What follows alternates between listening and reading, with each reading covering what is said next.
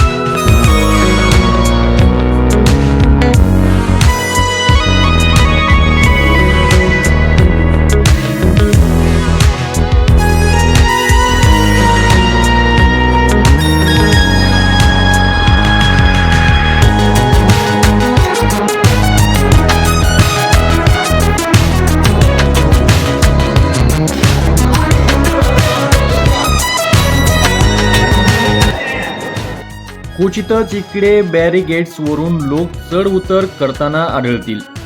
त्यातले त्यात आम्ही बीडचे.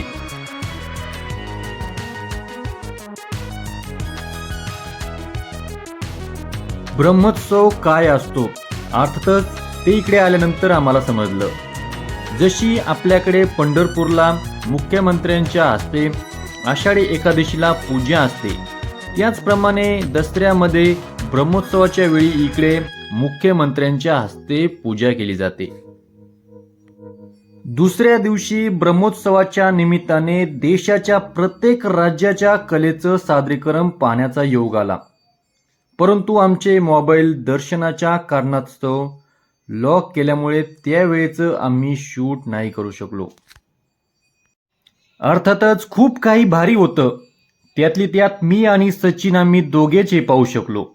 कारण इकडे दर्शनाला 2-3 तास आणखी वेळ होता आणि आम्ही एका ठिकाणी बसून कंटाळलो होतो. बाकीचे सहकारी मात्र विचारांच्या अधीन जाऊन विभागले गेले होते. असो,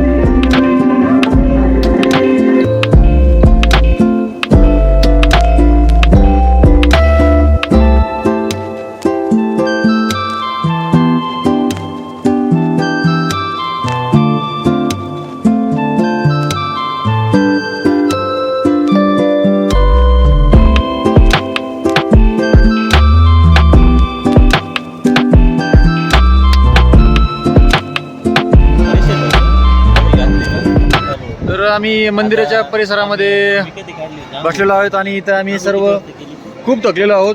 अतिशय असा सुंदर असा परिसर हा. आणि त्या ठिकाणी आमचे हे नवीन कॅन्डिडेट खूप दिवसात त्यांची इच्छा होती. बाप्पा शेठ खूप दिवसांची इच्छा होती की आपल्याला बालाजीला जायचं आहे, आणि ते पण दसऱ्यामध्ये ब्रह्मोत्सव पाहायला. तर अगदी आम्ही ब्रह्मोत्सव पाहायला आलेलो आहोत. तर एकंदरीत ब्रह्मोत्सव म्हणजे दसऱ्यामध्ये नवरात्रीमध्ये सुरू असलेला प्रोग्राम अर्थात ब्रह्मोत्सव. त्याबद्दल तुम्हाला काय म्हणायचं? हा, यांनी केसाचं पण अर्पण केलेलं आहे, आम्ही सर्वांनीच केलंय तसं. तर तुमचं काय मत आहे एकंदरीत? काल आपल्याला थोडासा त्रास झाला, आपल्याला रूम नाही भेटली. आज कसं वाटतं एकंदरीत रूम भेटून, इथं दर्शन, इथं फिरून? सीएमचा सत्कार तुमच्या हस्ते ठेवला. कसं सभापतीच्या हस्ते करायचं आहे? सभापती तर या ठिकाणी जे आम्ही नवीन काही लोक सोबत घेऊन आलेलो होतो, तर त्यांची काल गैरसोय आमच्या माध्यमातून झाली. तर आम्हाला सुद्धा त्या गोष्टीचं म्हणजे खूप धग सोसावी लागायला नाही तर काय, आम्हाला देखील पावसा पाण्याचं, थंडीचं, रात्री झोपावं लागलं आणि वरून अचानक पाऊस देखील सुरू झाला.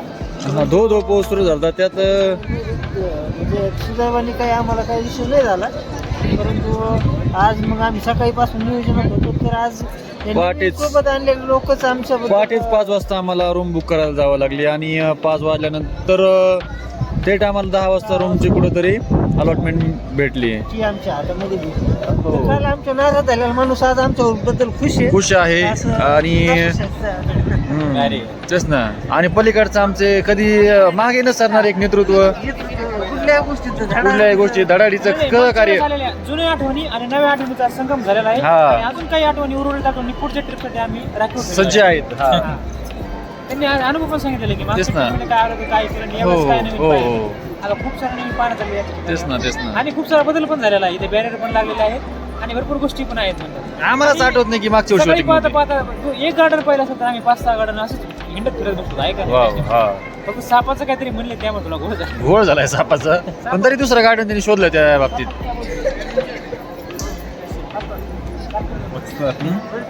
नाही पाम म्हणजे साप ना? हा. ठीक आहे चालतं. धन्यवाद मित्रांनो. ते नाही, ही नाही, पुढची आहे काहीतरी हायजॅक करणारी. कोणते? ही काळी जी होती तिच्यात होती वाटतो.